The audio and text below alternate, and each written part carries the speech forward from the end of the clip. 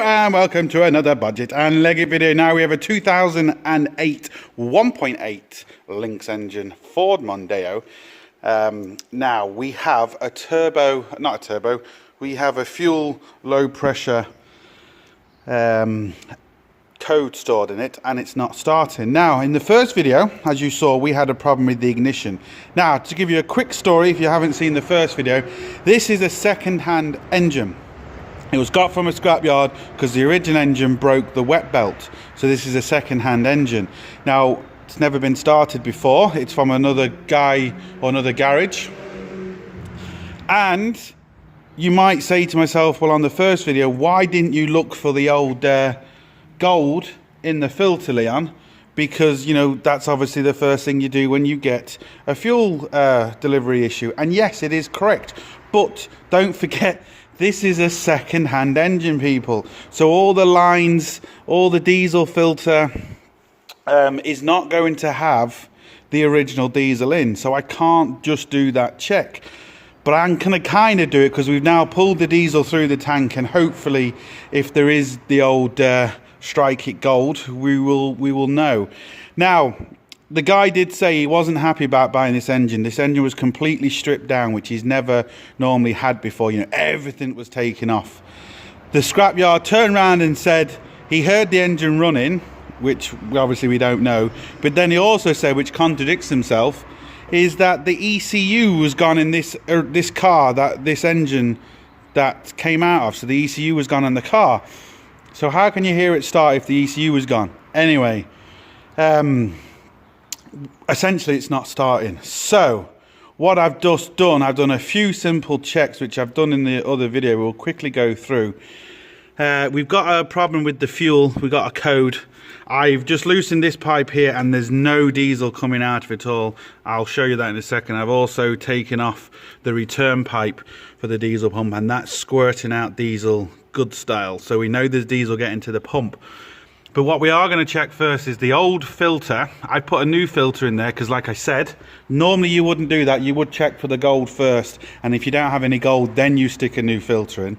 And what I mean by gold bits or silver bits, essentially when the pump breaks down, all the striations come out the pump and circulate through the whole system. So they go into your injectors, they destroy your injectors, and they go into your return pipe, they go into your tank, they come into your lines, and they come back to your filter. So if you see a load of shiny metal bits in your filter, then it's just game over, people. New pump, new injectors, clean out all the lines, drop the tank, and clean out the tank. It's a big job. Now, if you don't see any, then, you know, you're kind of okay. But if the pump goes, the pump normally goes for a reason. And it's normally because all the metal bits have been taken out by bad diesel, bad whatever. There's loads of reasons that can happen. But like I said, the issue with this is not the original car this engine came out of. So all the bits of metal that are going to be in the other car is going to be in the other car's tank, going to be in the other car's line. So we have to try and mix it all together. The problem is this car is full of diesel. So the bits of metal that have gone into it, I don't know if they're going to come back here. What we are going to do is check our original diesel filter. So let's get to see what the story is with that first. So I've cut the top and bottom off the filter, but the problem is this is a fairly fresh filter. So the issue is this filter has been changed. Now I don't even know if it's the original one off the original engine. If the fuel filter housing is off another engine, then this test is kind of null and void. The guy that fitted the engine, he says, because he fits a lot of engines, he thinks it's the original one. He's pretty much certain it is. So just bear that in mind. So what I'm going to do is I've got a magnet here. I'm just going to turn it on, and we're just going to essentially, I really need two hands for this, but just rub it against the old filter and see if we pick any metal bits up. Yeah, you can see them there, look. You can see actually quite a lot all along this ridge here in the middle. You just see them there. They look kind of black on camera. Right, let me just go through this a lot better without my holding the phone, and then we'll see. Okay, you can see some fairly big chunks there and a lot of them, and they're all magnetized, so it's not looking good for this. Like I said, the first thing you really need to do is check this. It's just because the engine was changed, it's in a completely different car. I just went down a slightly different route. I'm now going to check the filter housing and see what we've got. Like I said, any low fuel pressure, always the first thing to do is check your filter. What I am going to do now is just going to take off the return. I'm just going to crank the engine just so you can see the diesel squirting up. That shows us that there's definitely diesel coming into the pump, which is by this line here, which directly is onto the filter there.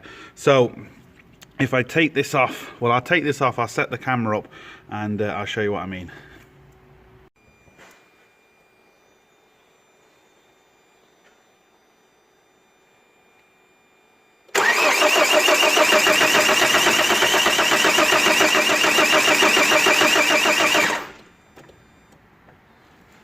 Now, hopefully you saw that properly. I kind of got an awkward angle, but there's loads and loads of diesel shooting out of there, but nothing shooting out the high pressure pump. And on the live readings, which I will show you, nothing coming out the pump either. So we'll just put that back. Let's now look into the filter housing. Like I said, I'm not really expecting too much because, yeah, because it's in a different car and all that sort of stuff. But let me take off the fuel filter housing, we'll see what's in there.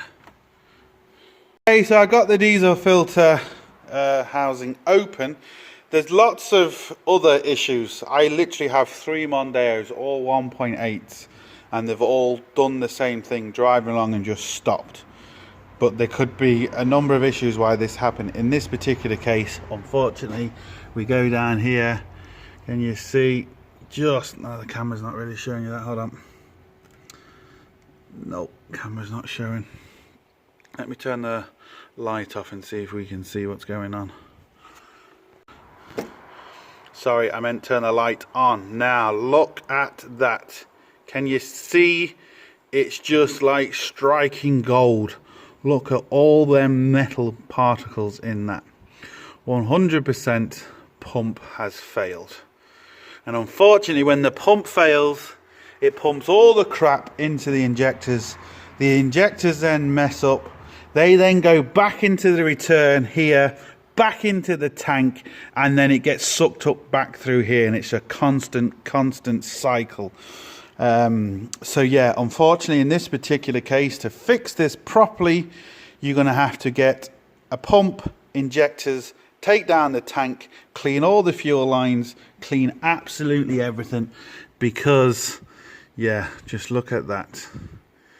Really bad. So don't need any fancy scan tools for this one.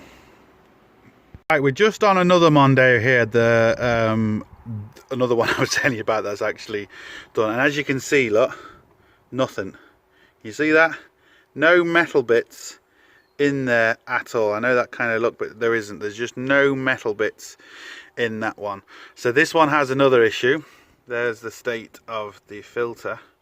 That looks like metal bits, but it isn't. It's just diesel. So yeah, this one has a different problem. So you can see what it kind of should look like. Just ordinary diesel, no shiny striking gold. I know striking gold is a good thing, but in diesel it's not a good thing. So that gives you an idea of what it should be, and the other one what it shouldn't be. And I'm not saying if you don't see any bits in there, it doesn't mean your pump on your injectors are bad. I'm not saying that, but if you do see bits in there, 100% you're going to have to clean everything. There's no if, buts or maybes.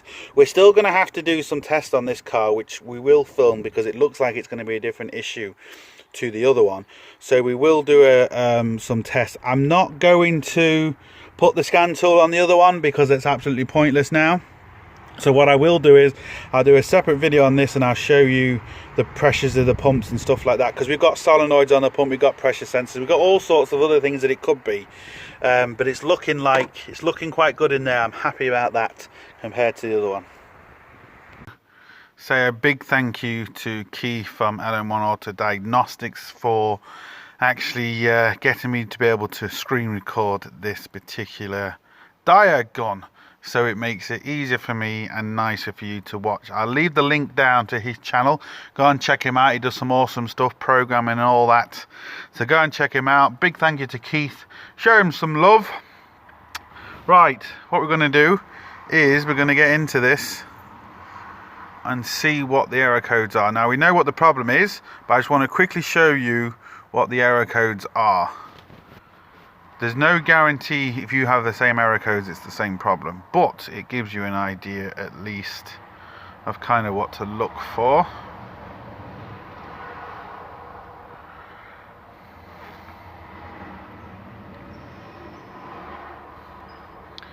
We'll just go to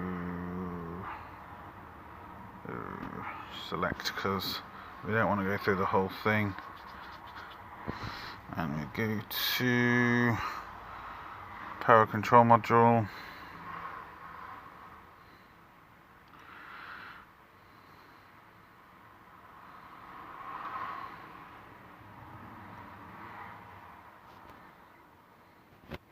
Read fault codes.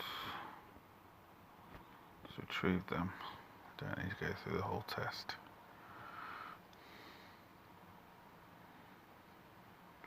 And there we go. All we're really worried about is our fuel pressure too low. So we've got P0087. That's what we're really looking at. This one right there.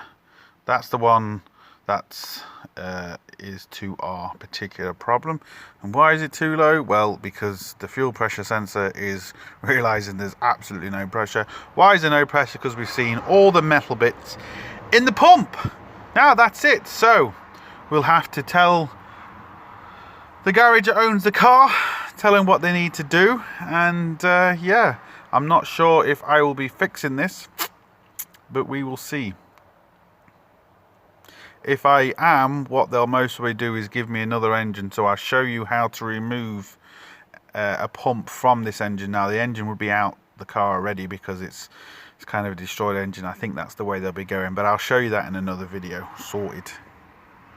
Right, unfortunately it's typical. I thought I actually filmed the low pressure pump reading. On this particular scan tool it's in kPa, and 100 kPa is 1 bar, or roughly. Now it kind of goes to like 3 bars, so 300 kph, and it wasn't moving. It should shoot up to between 3 to 4,000, depend on the car. Well, between 250 to 400,000, depending on what car. Around 300 bar to start the car. It physically didn't move. I thought I filmed it, but I didn't. But that's what it is anyway. So look, hope this video helps. Hope you like it. Please like, share, comment and subscribe, and don't forget, links up here, links down below, but most importantly, don't forget, get your hands dirty. See you for the next one. Sorted.